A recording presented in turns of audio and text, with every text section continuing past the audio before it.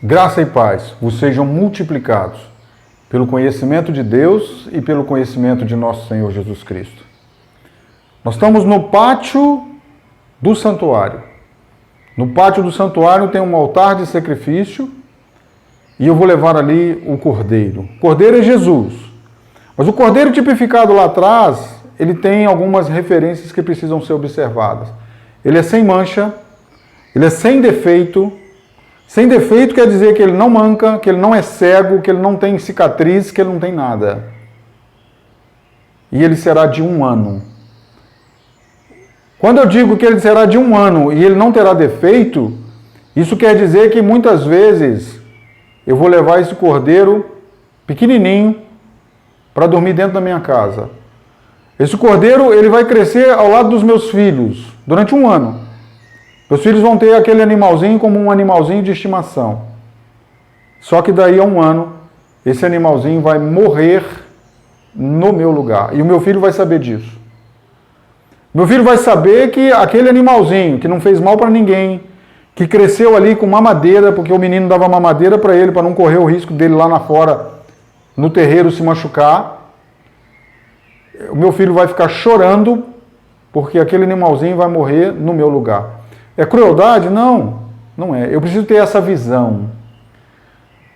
Tudo isso tipifica a dor do pecado. Tudo isso tipifica a dor de viver longe de Deus.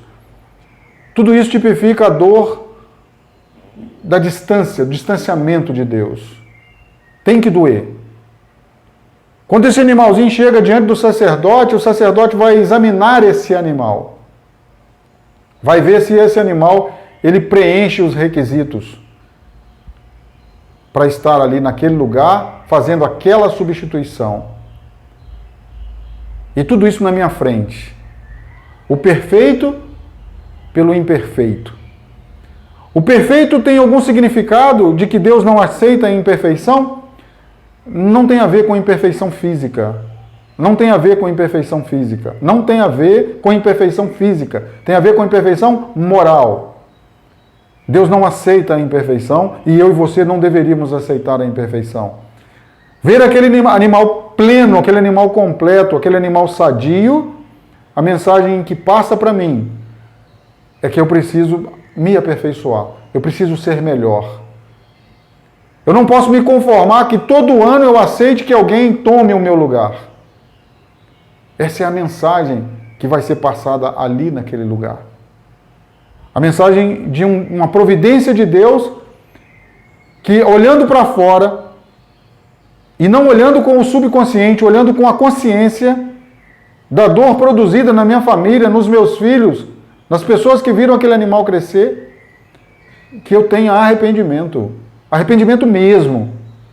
Não um arrependimentozinho. Não, tá tranquilo, o ano que vem a gente vai ter outro animalzinho lá em casa, as crianças rapidinho vão esquecer. Não é consciência. Isso não é consciência. O sacerdote, ele deveria examinar aquele animal, por quê? Porque o olhar do sacerdote, ele é superior. É superior, querido. O sacerdote, ele tem que olhar como Deus. E no vídeo anterior eu disse para você que Jesus nos fez reis e sacerdotes. O nosso olhar é diferente. O nosso olhar, quando nós olhamos as coisas, nós temos discernimento.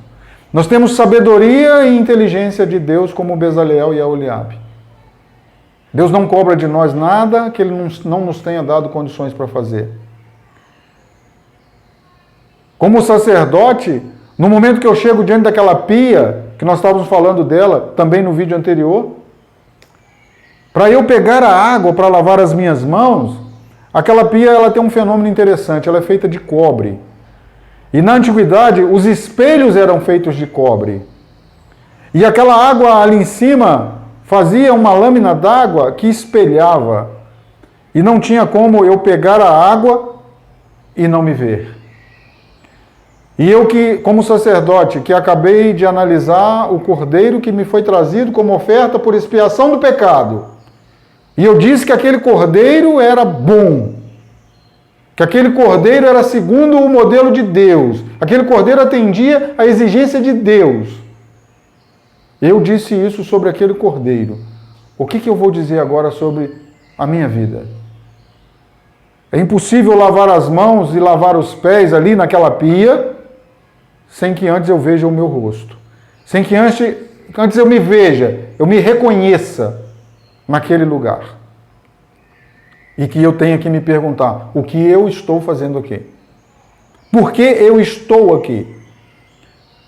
O recurso de me lavar, ele é contínuo e ele vai propiciar então que eu não me importe quanto sujo eu esteja. É isso a mensagem? É isso a mensagem?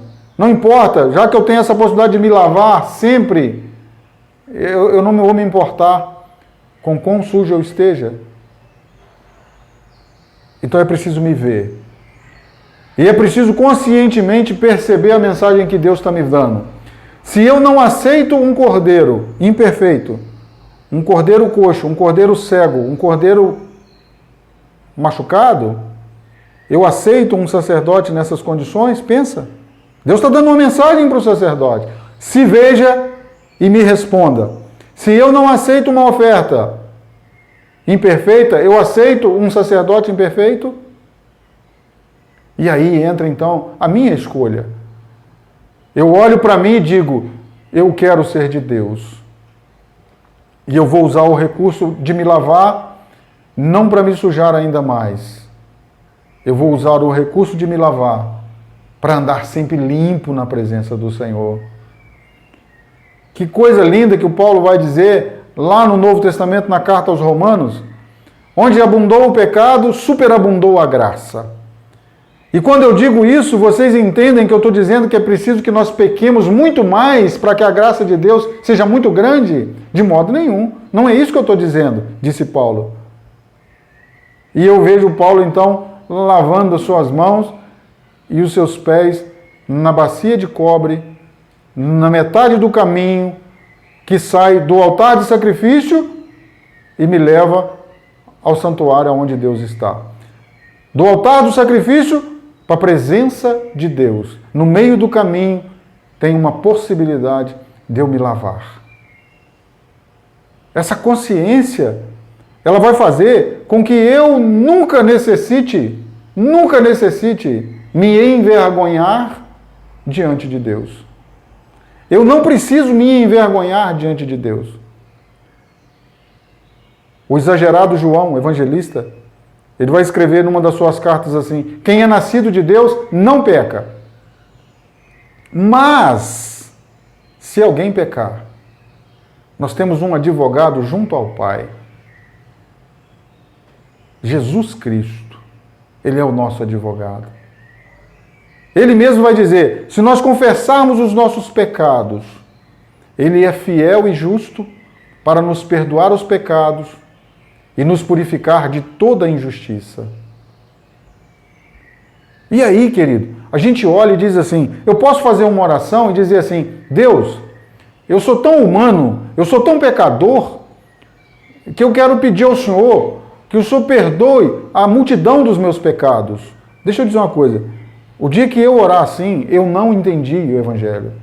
Eu não entendi Jesus, eu não entendi o sacrifício da cruz, eu não entendi a lavagem pela palavra, eu não entendi graça. Alguém pode dizer, olha, a pregação nossa, ela estimula as pessoas a pecarem, porque a gente diz que é só confessar os pecados que Deus perdoa. Querido, não é confessar com o subconsciente, não é confessar com a mesma sentimento, a mesma emoção que você vê televisão. Não é não. É com consciência. É sabendo quem é Deus, sabendo quem é você, sabendo quem é Jesus e sabendo quem é a palavra de Deus. É diferente. Para quem anda na idolatria e para quem está acostumado com feitiçaria, eu posso aqui estar estimulando a pessoa a se embrenhar pelo caminho da transgressão, porque todas as vezes que ele pedir perdão a Deus, ele será perdoado. Não vai não. Não é assim. O escritor de Hebreus, ele vai dizer para nós que quem age assim, zomba do Filho de Deus. De novo crucifica Jesus. E é impossível que ele seja renovado para arrependimento. porque ele é um zombador, ele é um escarnecedor. Não há estímulo no pecado, na misericórdia de Deus, na benevolência de Deus e no amor de Deus. Não há estímulo ao pecado. Os que são de Deus se encaminham segundo Deus. Qual que é segundo Deus? O caminho é Jesus. A gente já falou sobre isso. O caminho é Jesus. E no caminho que é Jesus, se eu tropeçar, nós temos um advogado junto ao Pai, o próprio Jesus. Não quer dizer que eu vou levar uma vida de qualquer maneira e ter uma religião de reconciliação. E alguém vai filosofar e vai dizer assim, religião vem do latim religare. Então a religião, o propósito dela é religar você a Deus. A religião não pode fazer isso, querido. Não pode fazer isso. Segundo Paulo, ele vai dizer assim, porquanto há um só Deus e um só mediador entre Deus e os homens, Jesus Cristo, homem, 100% homem, apto para a cruz, Cordeiro de Deus, sem mancha, sem mácula, não cego, não perfeito. Perfeito. E aí eu digo para você que a perfeição dele não é física. Jesus vai chegar à cruz estraçalhado de chibatadas. Jesus vai chegar à cruz com a sua cabeça perfurada por uma coroa de espinhos. Perfeito diante de Deus, em caráter, em moral diante de Deus. Por quê? Porque ele sempre faz o que o Pai quer. Ele sempre faz aquilo que o Pai se agrada. Alguém um dia questionou Jesus sobre comida. E ele vai dizer assim, olha, eu tenho uma comida para comer que vocês não compreendem. A minha comida é fazer a vontade daquele que me enviou. Isso é a minha comida. Isso é o que me sustenta. Isso é o que me alimenta. Quem falou isso? Jesus Deus? Não, Jesus homem. Jesus que eu posso imitar. Eu posso dizer. A minha vontade é fazer a vontade de Deus. Aí você olha para mim e diz assim, mas você consegue? Olha, se eu já desisti antes de tentar, não tem esperança não. Não tem esperança. Eu preciso tentar e tentar e tentar e continuar tentando. E virão pedradas, virão.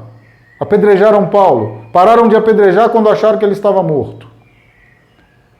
Apedrejaram Estevão. E não pararam até que ele estivesse morto. Apedrejamento não é problema. Apedrejamento não é problema. O problema é se eu estiver sendo apedrejado e o sentimento que estiver em mim seja do meu subconsciente, usando as mesmas emoções que eu uso para assistir cinema. Consciência, querido. Consciência. Renovação da mente. Quando Paulo diz assim, não vos conformeis com este mundo, mas renovai-vos, transformai-vos. Como que você vai se transformar? Pela renovação da sua mente. Não sendo dominado pelas emoções. Não sendo dominado pelas situações que são grandes demais por causa das suas emoções.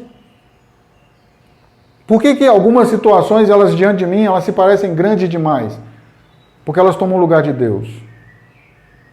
A minha consciência diz que não tem ninguém maior do que Deus. E quando uma situação ela é muito grande, maior do que Deus, é idolatria. Eu estou colocando uma situação, um problema, uma mágoa, uma dor, o que você quiser, maior do que Deus? Maior do que Deus? Então, a consciência, ela me coloca diante de Deus em verdade. Sabendo que eu me aproximo de Deus e eu não sou consumido porque Ele propiciou isso. E Ele propiciou isso em Jesus. Isso não aconteceu da noite para o dia. Deus levou 4.000 anos preparando a humanidade para o nascimento de Jesus. Ah, mas Deus deveria ter resolvido isso lá no Jardim do Éden. Não, querido. É amor. É misericórdia. É desejo pleno de que eu soubesse quem Ele é quando eu me aproximo dEle. Quando eu me proponho a ter relacionamento com Ele. Que eu saiba exatamente quem Ele é pelos caminhos que Ele estabeleceu. O caminho do altar do sacrifício. O caminho da pia de santificação, de lavação. Pronto. Ele entregou, pronto para nós. Jesus e a palavra. Pronto. Eu não preciso fazer mais nada, Jesus já fez. Aquele altar, aquela cruz é um lugar que eu chego morto e saio vivo. Eu saio vivo em condições de me lavar e ver Deus. Me lavar e ver Deus. Me lavar e ver Deus. Esse é o propósito de Deus. E Paulo vai dizer, olha, Ele mesmo purificou vocês para apresentar vocês como igreja santa, pura e imaculada. Entendimento, consciência. Jesus vai dizer sobre mim, você já está limpo pela palavra que eu tenho falado a você. Eu não posso duvidar de Jesus. Eu preciso crer em Jesus. Qual que é a desculpa agora? Que a religião me enganou? Que eu escolhi caminhos que o meu coração achou que eram bons caminhos? Olha, se os caminhos que você escolheu são emocionais, vai dar errado. Vai dar errado. O caminho de Deus é um caminho de consciência, de saber quem é você, saber quem é Deus e saber o que é a palavra de Deus. Louvado seja o nome do Senhor.